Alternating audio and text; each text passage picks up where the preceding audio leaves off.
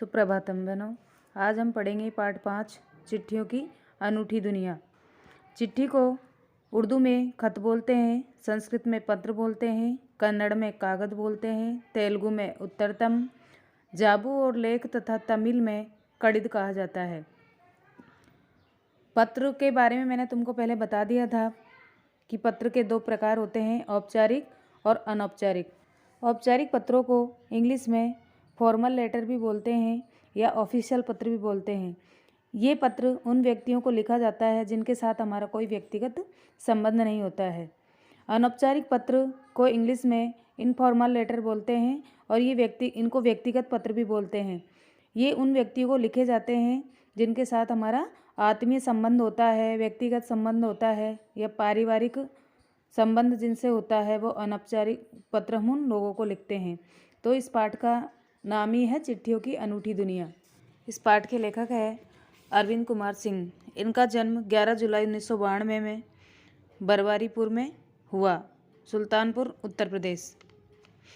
अरविंद जी ने इस लेख के माध्यम से बताया है कि किस तरह से पत्रों की दुनिया अनोखी होती है। जैसा कि वर्तमान समय में हम यह नहीं देखते, आजकल का ज़माना व्हाट्सएप, SMS, फ़ोन का ज़माना है, कोरियर का ज़माना है, चिट्ठियाँ बहुत पीछे छूट गई है। लेकिन एक ज़माना था, लोग डाकिये का घंटों तक इंतज़ार करते थे और इन पत्रों को सहेज कर या संभाल कर रखते थे।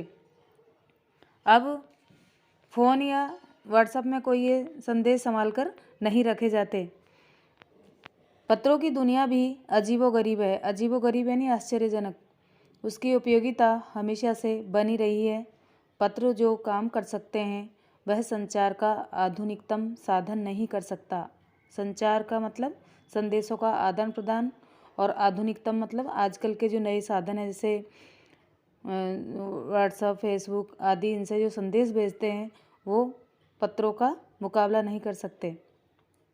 पत्र जैसा संतोष या फ़ोन या SMS का संदेश नहीं दे सकता। पत्र एक नया सिलसिला शुरू करते हैं और राजनीति, साहित्य तथा कला के क्षेत्र में तमाम विवाद और नई घटनाओं की जड़ भी पत्र ही होते हैं। दुनिया का तमाम साहित्य, तमाम यानी बहुत सारा साहित्य पत्रों पर केंद्रित यानी आधारित होता है और मानव सभ्यता के विकास में इन पत्रों ने अनूठी भूमिका निभाई है। पत्रों की भाव सब जगह एक सा है, भले ही उसका नाम अलग अलग हो। पत्र को उर्दू में खत, संस्कृत में पत्र, कन्नड़ में कागज, तेलुगु में उत्तरतम, जाबू और लेख तथा तमिल में कड़िद कहा जाता है। पत्र यादों को सहेज कर रखते हैं, इसमें किसी को कोई संदेह नहीं है। हर एक की अपनी पत्र लेखन कला है और हर एक के पत्रों का अपना दायरा।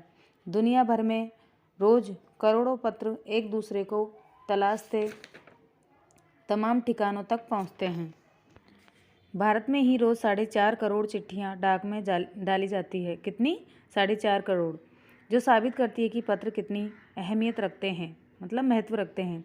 पंडित जवाहरलाल नेहरू ने सन 1953 में सही कहा था कि हजारों सालों तक संचार का साधन केवल हरकारे मतलब पैदल चलकर पत्र देने वाले डाकिये या फिर तेज घोड़े रहे हैं। उसके बाद पहिए आए। पहिए मतलब आवागमन के साधन चालू हो गए, साइकिल, गाड़ी आदि। पर रेलवे और तार से भारी बदलाव आया।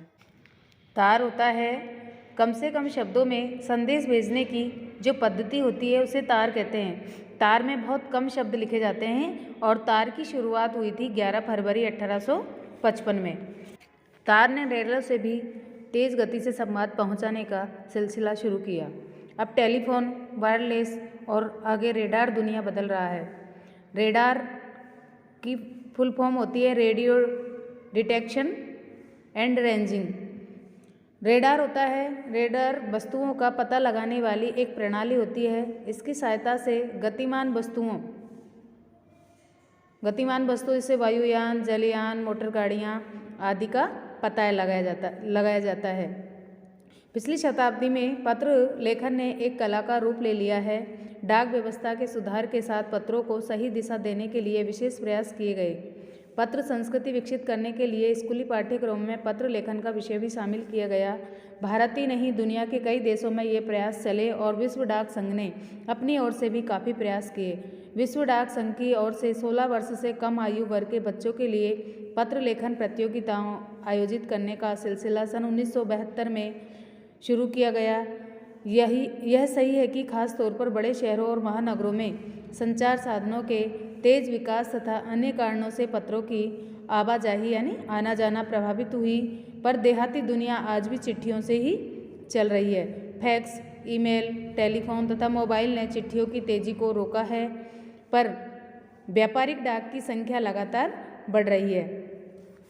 जहाँ तक पत्रों का सवाल है, अगर आप बारीकी से उसकी तह में जाएंगे तो आपको ऐसा कोई नहीं मिलेगा जिसने कभी किसी को पत्र नहीं लिखा या नहीं लिखवाया हो, या पत्रों को किसी ने बेसब्री से इंतज़ार नहीं किया हो। हमारे सैनिक तो पत्रों का जिस उत्सुकता से इंतज़ार करते हैं उसकी कोई मिसाल ही नहीं है। एक दौर था जब लोग पत्रों का महीनों इंतज़ार करते थे, पर अब वह बात नहीं है। परिवहन साधनों के विकास ने दूरी बहुत घटा दी है। पहले लोगों के लिए संचार का इकलौता साधन चिट्ठी थी। संचार मैंने बताया ना, संदेशों का इधर उधर पहुंचाना।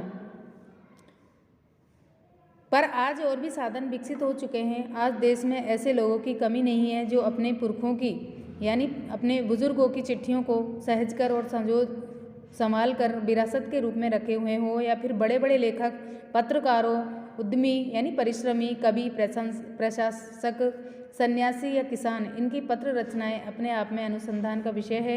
अगर आप ऐसे संचार साधन होते तो पंडित नेहरू अपनी पुत्री इंदिरा गांधी को फ़ोन करते, पर तब पिता के पत्र पुत्री के नाम नहीं लिखे जाते, जो देश के करोड़ों लोगों को प्रेरणा देते हैं। पत्रों को तो आप सहज कर रख लेते हैं, परंतु SMS संदेशों को आप जल्दी ही भूल जाते हैं। कितने संदेशों को आप सहज कर रख सकते हैं? तमाम महान हस्तियों की तो सबसे बड़ी यादगार या धरोहर उनके द्वारा लिखे गए पत्र ही है। भारत में इस श्रेणी में राष्ट्रपिता महात्मा गांधी को सबसे आगे रखा जा सकता है। दुनिया के तमाम संग्रहालय जानी मानी हस्तियों के पत्रों का अनूठा संकलन भी है। तमाम पत्र देश, काल और समाज को जानने समझने का असली पैमाना है। भारत में आज़ादी के पहले महासंग्राम के दिनों में जो कुछ अंग्रेज अफसरों ने अपने परिवारजनों को पत्र में लिखे, वे आगे चलकर बहुत महत्व की पुस्तक तक बन गए। इन पत्रों ने साबित किया कि ये संग्राम कितनी ज़मीनी मजबूती लिए हुए था। महात्मा गांधी के पास दुनिया भर से तमाम पत्र केवल महात्मा गांधी इंडिया लिखे आते थे, और वे जहाँ भी रहते थे वहाँ तक पहुँच जाते थे। आज़ादी के आंदोलन की कई अन्य दिग्गज हस्तियों के साथ भी ऐसा ही था। गांधी जी के पास देश दुनिया से बड़ी संख्या में पत्र पहुँचते थे, पर पत्रों का जवाब देने के मामले में उनका कोई जोड़ नहीं था।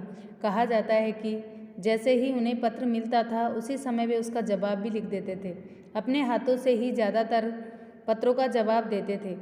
जब लिखते लिखते उनका दाहिना हाथ दर्द करने लगता तो वे बाएं हाथ से लिखने में जुट जाते थे। महात्मा गांधी ही नहीं, आंदोलन के तमाम नायकों के पत्र गांव-गांव में मिल जाते हैं। पत्र भेजने वाले लोग उन पत्रों को किसी प्रशस्ति पत्र से कम नहीं मानते हैं, और कई लोगों ने तो उन पत्रों को फ्रेम करवा कर रख लिया है। यह है पत्रों का जादू। यही नहीं, पत्रों के आधार पर ही कई भाषाओं में जाने कितनी किताबें लिखी जा चुकी है। वास्तव में पत्र किसी दस्तावेज से कम नहीं है। पंत जी के 2 पत्र, बच्चन जी के नाम और निराला जी के पत्र हमको लिखो है कहा था, तो पत्रों के आईने में दयानंद सरस्वती समेत कई पुस्तकें आपको मिल जाएंगी। कहा जाता है कि प्रेमचंद खास तौर पर नए लेखकों को बहुत प्रेरक जवाब देते थे, तथा पत्रों के जवाब में वे बहुत मुस्तैद रहते थे। इसी प्रकार नेहरू और गांधी के लिखे गए रविंद्रनाथ टैगोर के पत्र भी बहुत प्रेरक हैं। महात्मा गांधी और कवि के नाम से महात्मा गांधी और रविंद्रनाथ टैगोर के बीच सन 1915 से 1941 के बीच के पत्राचार का संग्रह प्रकाशित हुआ है, जिसमें बहुत से नए तथ्यों और उनकी मनोदशा का लेखा जोखा मिलता है।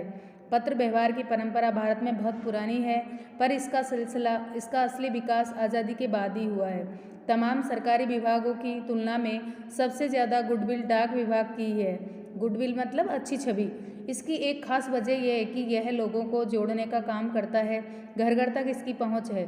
संचार के तमाम उन्नत साधनों के बाद भी चिट्ठी पत्री की हैसियत बरकरार है। शहरी इलाकों में आलीशान हवेलियाँ हो या फिर झोपड़पट्टियों में रह रहे लोग, दुर्गम जंगलों से घिरे गांव के या फिर बर्फबारी के बीच जी रहे पहाड़ों के लोग, समुद्र तट पर रहे मछुआरे हो या फिर रेगिस्तान की ढाणियों में रहे लोग, आज भी खतों का ही सबसे अधिक बेसब्री से इंतजार होता है।